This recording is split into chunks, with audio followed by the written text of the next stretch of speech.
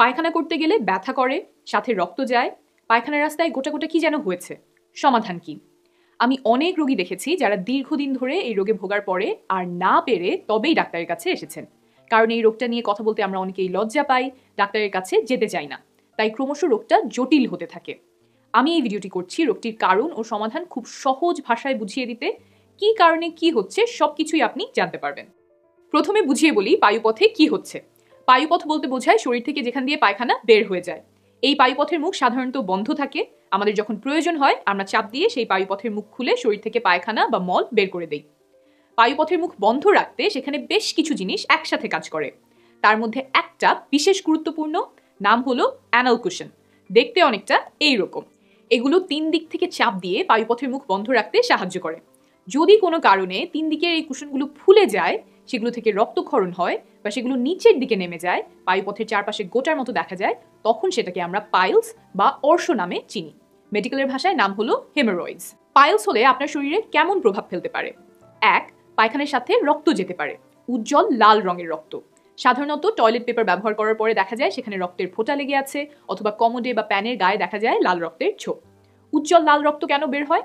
পায়খানা বের হওয়ার পথে একদম শেষ প্রান্তে রাস্তার মুখের কুশনগুলো থেকে রক্তক্ষরণ হয়েছে। সেই রক্ত এখনো তাজা, জমাট বাঁধার সুযোগ পায়নি, তাই উজ্জ্বল লাল দেখা যায়। পক্ষান্তরে রক্তক্ষরণ যদি আরো আগেই হতো, ধরেন পাকস্থলীতেই রক্তক্ষরণ হয়েছে, তারপর সেই রক্ত নাড়ি ভুঁড়ি দিয়ে আস্তে আস্তে জমাট বাঁধে, জমে পায়খানার সাথে মিশে যায়, তখন পায়খানার রং হয় আলকাত্রার মতো কালো। এমন হলে দ্রুত হাসপাতালে যেতে হবে, কারণ পরীক্ষা করে দেখা প্রয়োজন কি হয়েছে। 2. কুশনগুলো ফুলে পায়ুপথ দিয়ে বেরিয়ে আসতে পারে। তখন নরম গোটার মতো মনে হয়। সেগুলো সাধারণত মল ত্যাগের পরে বের হয়ে আসে আর নিজে নিজেই ভেতরে ঢুকে যায়, বা আঙুল দিয়েও ভেতরে ঢোকাতে হতে পারে। আবার কারো কারো ক্ষেত্রে পাইলস এমন পর্যায়ে পৌঁছে যায় যে আঙুল দিয়েও আর ভেতরে ঢোকানো যায় না। 3. অনেকেই দুশ্চিন্তা করেন এই রোগে ব্যথা কেমন হয়। সাধারণত তীব্র ব্যথা হয় না, তবে কখনো কখনো তীব্র ব্যথা হতে পারে। যেমন যদি পায়ুপথের বাইরে নরম গোটা থাকে, আঙুল দিয়েও ভেতরে ঢুকানো না যায় আর সেগুলোতে রক্ত চলাচল বন্ধ হয়ে যায়, তখন তীব্র ব্যথা হয়। সাধারণত এই তীব্র ব্যথা 1 থেকে 2 দিনের জন্য হয়। তীব্র ব্যথা হলে একজন ডাক্তারের পরামর্শ নেবেন। যদি শীঘ্রই ডাক্তারের কাছে যাওয়ার সুযোগ না থাকে, তাহলে কিভাবে ব্যথা কমাবেন সেটা নিয়ে একটু পরেই বলছি। ডাক্তারের পরামর্শ অনুযায়ী ওষুধ খাওয়ার পাশাপাশিও এই কাজগুলো করতে পারবেন। 4. পাইলস হলে এছাড়াও আপনার পায়ুপথে চুলকাতে পারে, পায়ুপথ দিয়ে পিচ্ছিল কিছু পদার্থ বের হতে পারে, যেটা দেখতে শ্লেষ্মার মতো। মলত্যাগ করার পরেও মনে হতে পারে যে পেট পরিষ্কার হয়নি, আবারও মলত্যাগ করতে হবে। এবার ওষুধ আর ঘরোয়া চিকিৎসা নিয়ে কথা বলবো। পাইলসের চিকিৎসার একটা গুরুত্বপূর্ণ অংশ হলো কোষ্ঠকাঠিন্য দূর করা। এর জন্য একটা ভালো ওষুধ হচ্ছে ইসবগুলের ভুসি।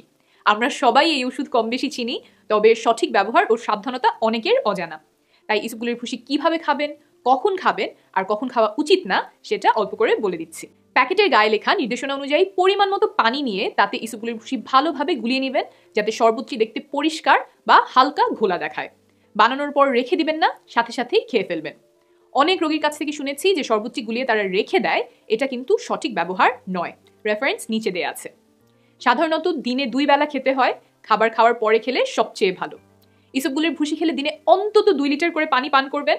অল্প কিছু মানুষের ক্ষেত্রে দেখা যায় যে ইসবগুলের ভুসি খেয়ে পর্যাপ্ত পরিমাণ পানি না খাওয়ার ফলে গলনালী এবং অন্ত্রের মুখ আটকে যায়। আপনি অবশ্যই এই ঝুঁকি নিতে যাবেন না। কিছু কিছু সময়ে এই ইসবগুলের ভুসি খাওয়া যাবে না। সেগুলো কি কি? 1. রাতে ঘুমানোর ঠিক আগে খাবেন না।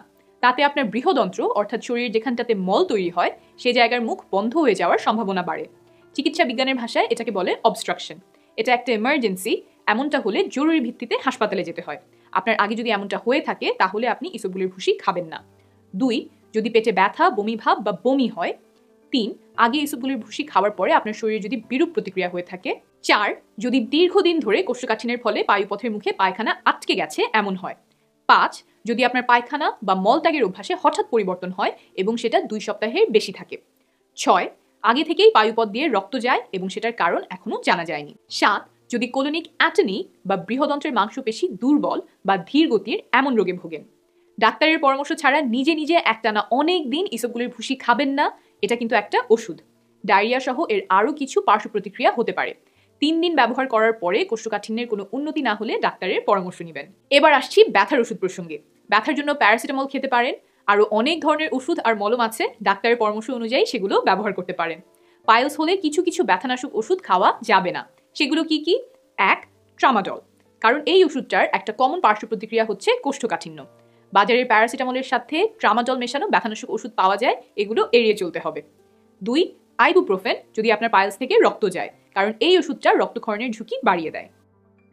বাসায় বসে বসে ওষুধের পাশাপাশি আর কিভাবে নিজের চিকিৎসা করতে পারেন, ব্যথা কমাতে পারেন, তা নিয়ে 10টা উপায় এখন বলবো। 1. ব্যথার জায়গাটা কুসুম গরম পানিতে ভিজিয়ে রাখতে পারেন। ছোট বাচ্চাদের গোসল করায় এমন একটা বরফ বলে কুসুম গরম পানি নিয়ে সেখানটাতে বসতে পারেন। সদ্য যারা মা হয়েছেন তাদের পাইলসের সমস্যা থাকলে দেখা যায় বাচ্চা হওয়ার পরে প্রথম কয়েকদিন সমস্যা বেড়ে যায়। তাদেরকেও এই কুসুম গরম পানি ব্যবহারের পরামর্শ দেওয়া হয়। তারা এটা দিনে 3 বার পর্যন্ত করতে পারেন। আর মায়েরা কোথাও বসার সময় একটা বালিশ ব্যবহার করে সেটার উপর বসতে পারেন। 2. একটা প্যাকেটে কিছু বরফ নিয়ে সেটা তোয়ালে দিয়ে পেঁচিয়ে পায়ুপথের গোটাগুলোর উপর লাগাতে পারেন। 3. বিছানায় শুয়ে পা উঁচু করে রাখতে পারেন, তাহলে গোটাগুলোতে রক্ত চলাচল সহজ হবে। পায়ের নিচে বালিশ দিতে পারেন, খাটের পায়ের নিচে কোনো কিছু দিয়ে খাটের এক পাশ উঁচু করে সেদিকে পা দিতে পারেন। 4. পায়ুপথ পরিষ্কার পরিচ্ছন্ন আর শুষ্ক রাখবেন। মলত্যাগ করার পরে খুব জোর দিয়ে মুছতে যাবেন না, টয়লেট পেপার হালকা ভিজিয়ে তারপর সেটা দিয়ে মুছতে পারেন। 5. মলত্যাগ করার সময় খুব জোরে চাপ দেওয়া যাবে না। 6. অনেক লম্বা সময় ধরে মলত্যাগ করবেন না। টয়লেটে বসে বসে মোবাইল চালানো, বই পড়া বা অন্য কাজ করাতে মনোনিবেশ করবেন না। মোট কথা, প্রয়োজনের অতিরিক্ত সময় টয়লেটে বসে থাকবেন না। 7. পায়খানার চাপ আসলে সেটা আটকে রাখবেন না। পায়খানা আটকে রাখলে দিন দিন সেটা থেকে পানি শুকিয়ে শক্ত হতে থাকে, তাই চাপ আসলে দেরি না করে বাথরুমে চলে যাবেন। 8. কোষ্ঠকাঠিন্য এড়িয়ে চলতে খাদ্যে যথেষ্ট পরিমাণ ফাইবার বা আঁশ নিশ্চিত করবেন এবং প্রচুর পরিমাণে পানি পান করবেন। এই দুটো কাজ করলে সাধারণত কয়েক দিনের মধ্যে কোষ্ঠকাঠিন্য দূর হয় আর কয়েক সপ্তাহের মধ্যে পাইলসের লক্ষণগুলোর উপশম হয়। 6 সপ্তাহ অর্থাৎ 1.5 মাস ধরে যদি খাবারের যথেষ্ট পরিমাণ ফাইবার নিশ্চিত করা যায়, তাহলে 95% পাইলস রোগীর পায়খানার সাথে রক্ত যাওয়া কমে আসে। খাদ্যে ফাইবার বাড়ানো নিয়ে আমি আরেকটা ভিডিওতে বিস্তারিত বলেছি, এখানে সেটাও বললে ভিডিও অনেক লম্বা হয়ে যাবে, তাই নিচে লিংক দিয়ে দিব। 9. নিয়মিত শারীরিক পরিশ্রম করবেন। ভারী ব্যায়াম বা প্রতিদিন দৌড়াতে হবে এমন না, শরীরকে চলমান রাখতে হবে। সেটা হাঁটা চলা, হালকা স্ট্রেচিং, যোগব্যায়াম ইত্যাদির মাধ্যমেও হতে পারে। আপনি অল্প অল্প করে শুরু করতে পারেন। দিনে 20 মিনিট হাঁটেন, এক বেলা দিয়ে শুরু করেন, তারপর দিনে 2 বেলা সকালে আর সন্ধ্যায় হাঁটেন। শুরু করেন সপ্তাহে 3 দিন, এমন করে আস্তে আস্তে 5 দিনে আনেন। গবেষণায় দেখা গেছে এতটুকু হাঁটলেও সেটা কোষ্ঠকাঠিন্য কমাতে কার্যকরী। 10. ওজন অতিরিক্ত হলে সেটা কমিয়ে ফেলুন। কখন ডাক্তারের পরামর্শ নিতে হবে? 1. যদি 7 দিন বাসায় চিকিৎসা করেও পাইলসের কোনো উন্নতি না দেখেন। 2. যদি বারবার পাইলস হতে থাকে। 3. বয়স যদি 55 এর বেশি হয় এবং প্রথমবারের মতো পাইলসের লক্ষণ দেখা দেয়। কখন দ্রুত হাসপাতালে যাবেন? 1. যদি পাইলস থেকে পুঁজ বের হতে থাকে। 2. যদি গায়ে খুব জ্বর আসে, কাঁপুনি হয় বা খুব অসুস্থ লাগে। 3. যদি অনবরত রক্তক্ষরণ হতে থাকে। 4.